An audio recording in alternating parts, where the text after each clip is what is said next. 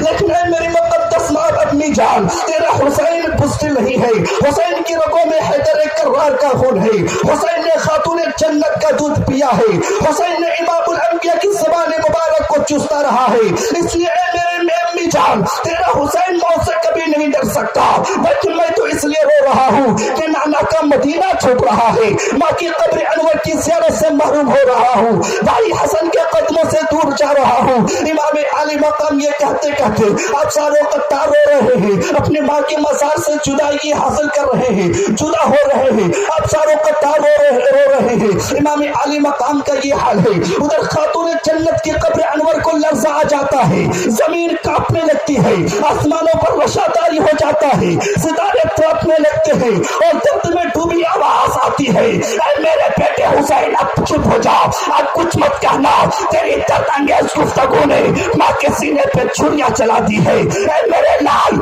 ابھی اٹھ، ابھی تجھے اپنے ماں کے دودھ کا لاج رکھنا ہے، ابھی تجھے حیدر ذوالفقاریہ کی عظمت کا تحفظ کرنا ہے، اے میرے بیٹے حسین کربلا کے میدان میں اپنا سب کچھ قربان کر کے اپنے نانا کی دم کو دل امت کا ایمان بچانا ہے۔ واہ واہ واہ، کیا کہنے بھائی، زندہ باد۔ بھائی ان کو کیوں